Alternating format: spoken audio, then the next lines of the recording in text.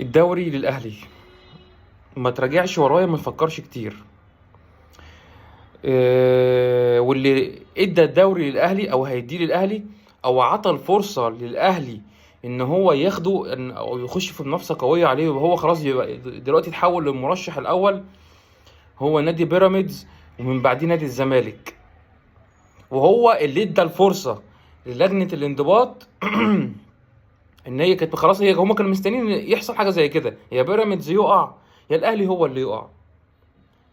وطبعا حصل المتوقع ان بيراميدز الفرقه التعبانه اللي ما اعرفش مين شويه المحللين اللي قاعدين في التلفزيون ولا الاعلاميين اللي قاعدين في التلفزيون اللي عايزين يبقوا فيهم منافسه بالعافيه، يقول لك ان بيراميدز دي فرقه جامده. اقسم بالله العظيم، انا مش قصدي من اللعيبه قوي، عندهم حته مدرب حمار. قسما بالله انا ما شفت كده. عنده فرصه وعنده يعني تلات ارباع فرقه. يعني يا جماعه، يعني عايز بس نفرق ما بين تشكيل، حاجه اسمها تشكيل اساسي او لعيبه اساسيه، وفرقه كوره. في فرق كبير جدا جدا. يعني الاهلي عنده فرقه كوره، بيراميدز عنده فرقه الا ربع كده، يعني فرقه الا 3 4 5 لعيبه. الزمالك عنده لعيبه اساسيه كويسه. فبالترتيب كده اللي ياخد الدوري وياخد بطولة افريقيا معاها وياخد كاس وياخد كل حاجة، رقم واحد هو الاهلي، رقم اتنين بيراميدز، رقم تلاتة الزمالك. ليه؟ الدكة، الفرقة مش التشكيل الاساسي. بمعنى الاهلي عنده في كل مركز، الكلام ده انا قلته 100 مرة وقسما بالله العظيم لما ريقي نشف، عنده في كل مركز لعيب. يعني في كل مركز اتنين لعيبة، الاتنين مفيش فرق بينهم، الاتنين اساسيين. بس اللي بيلعب او ما بيلعبش مش على حسب الكفاءة الفنية، على حسب يا لعيب يا مصاب يا انذارات يا ارهاق. فاللي بينزل مفيش فرق بينه وبين اللي موجود. وفي بقى صف تالت، اللي هو زي مين بقى؟ زي الاساسي مثلا ايه اللي عندنا احنا، اللي هو في الزمالك، اللي هو مثلا زي مصطفى شلبي، ده الصف التالت بتاع الاهلي. او زيه زي الصف التاني بتاع بيراميدز، اللي هو ايه الاحتياطي بتاع بيراميدز، اللي هو عبد الرحمن مجدي مش عارف ايه. اللعيبه اللي هي ايه، سوبر كويسه بس مش سوبر، بس لعيبه كويسه تسد معاك في وقت ما تحتاجها، على قد ضيق الوقت او على قد الظرف اللي انت محتاجه فيها. لكن غير كده في اتنين فوقيهم مغطيينهم. وبص لما يعني مش عارف اقول يعني، مفيش نفس الاهلي ممكن يقع منه. ماشي، ده الاهلي. طب بيراميدز، انت وصلت لمرحله من الدوري، انت خلاص فاضل لك 5 ماتشات، لو كسبت منهم ثلاثة من دلوقتي، مش مجموعهم ثلاثة ورا بعض، ثلاثة ورا بعض دلوقتي هتضغط على الأهلي. وطبعا الزمالك كده كده بره منافسة المركز الأول، يعني عشان ما نضحكش على بعض بس ونقعد إيه نطول في الدوري على الفاضي. أنا ما بحبش اللي هو يعني ما بحبش نضحك على بعض من الآخر.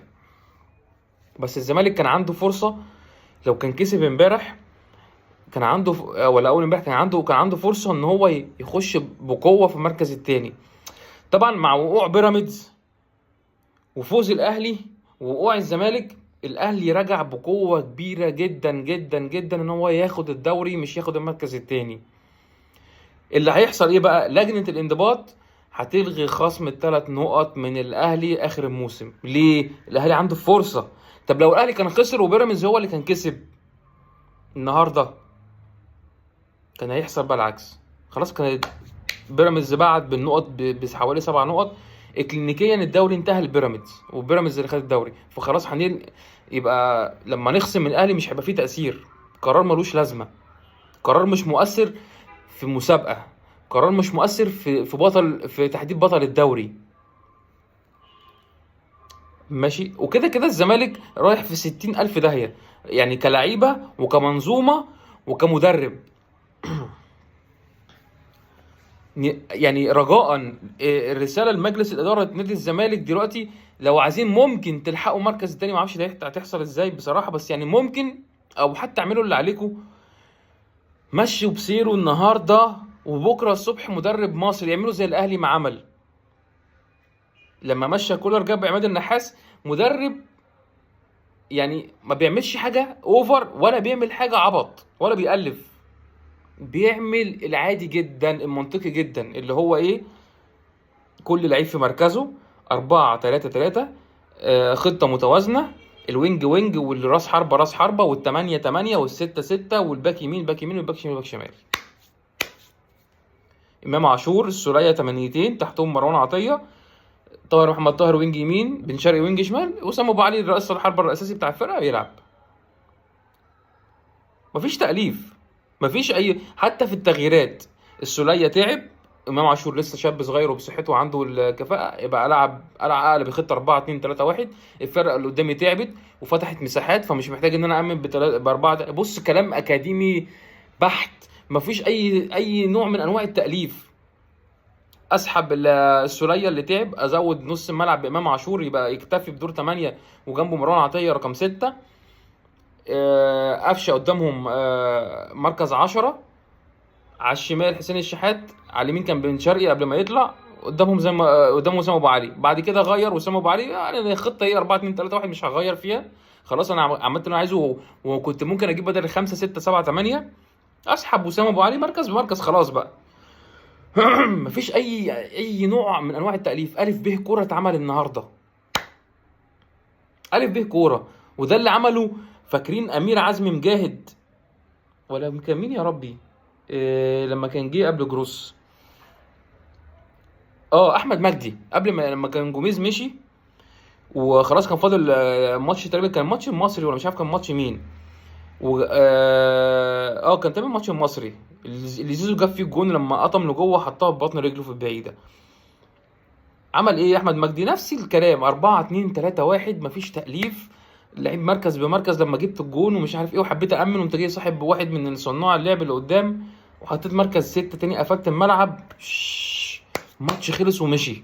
احمد مجدي عمل اللي هو مفيش حاجه اسمها ان انا الف واعمل فيها عبقرينو. الموضوع بسيط، الموضوع بسيط جدا. اداره بيراميدز المحترمه، لو انتوا بتفهموا في الكوره اصلا، ما تدوش ودانكوا وسلموا النادي لمدرب حمار، اقل ما يقال عليه مدرب حمار، حمار في الكوره، لا يفقه شيء عن كره القدم.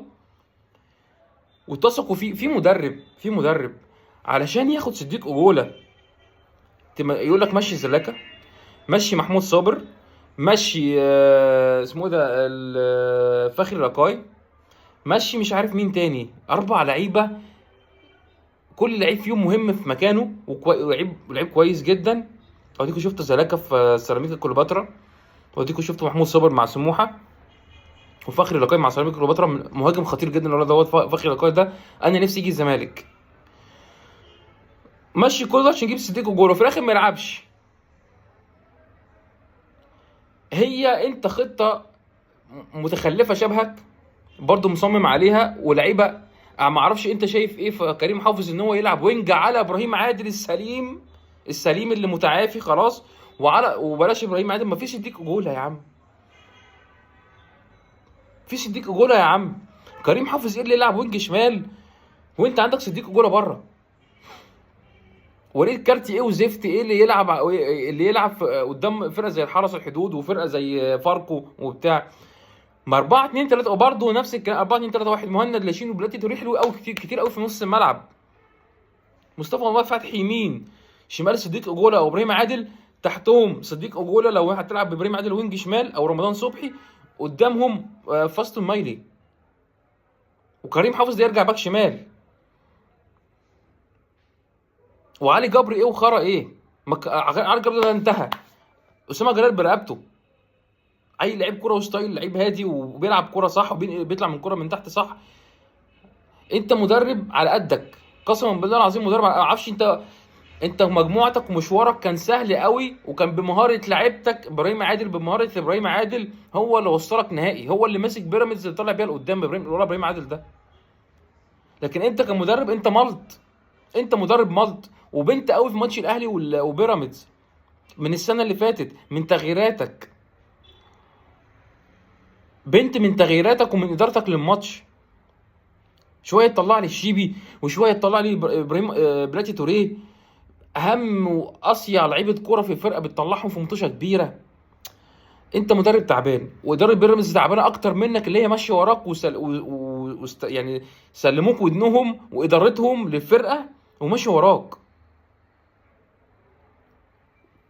اقول لك على حاجه، ماتش سان داونز اللي جاي في جنوب افريقيا واللي هنا، لو بيراميدز ده ما تقلش بيه واتمسح بكرامته الارض في الملعب، انا هقفل القناه دي مش هتكلم في الكوره تاني، مش هعمل فيديوهات تاني. الماتش النهائي لو ما خلصش من هناك من بريتوريا في جنوب افريقيا في سان داونز، يبقى انا ما بفهمش حاجه في الكوره، ومش هتكلم في تحليل تاني، مش هتكلم في الكوره تاني. الفرقه دي هيتمسح بكرامتها على الارض، المدرب ده هيتألم يعني. في لعيب في فرقه عادي ممكن تخسر عادي، مفيش مشكله، الكوره مكسب وخساره، بس انت هيتقل منك، هيتقل منك في الملعب ككوره، هيتقل منك كوره في الملعب.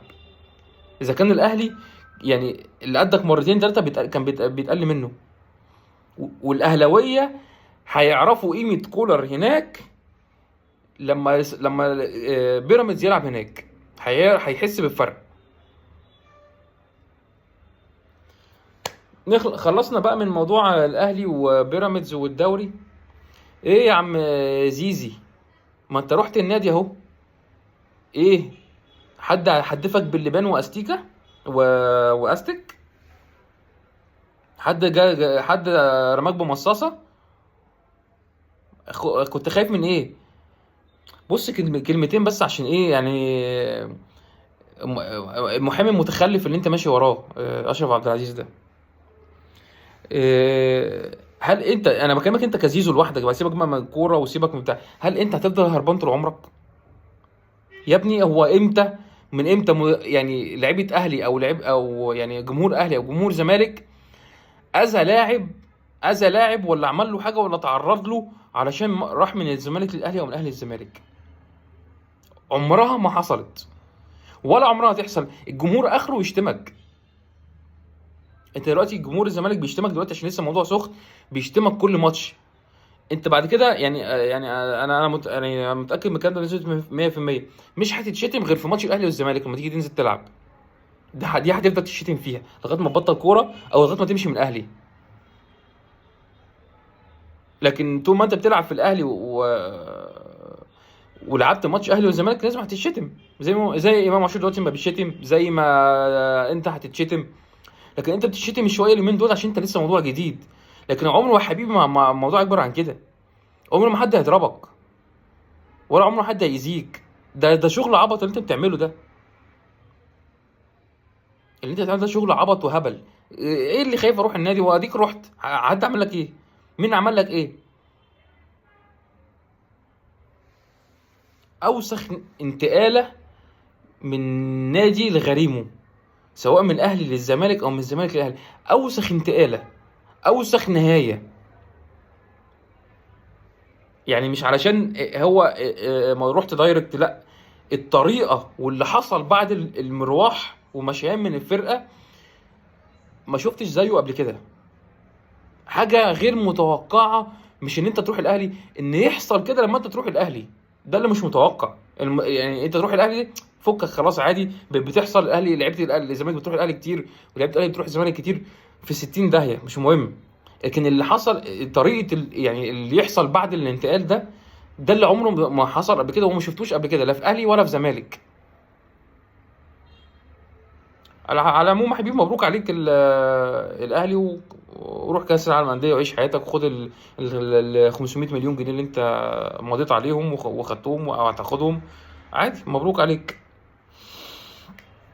ان شاء الله نشوفكم بكره بعد ماتش الزمالك، هنحلله ان شاء الله مع بعض. يا رب بس يكون في حاجه عدله تتقال وحاجه عدله تتحلل.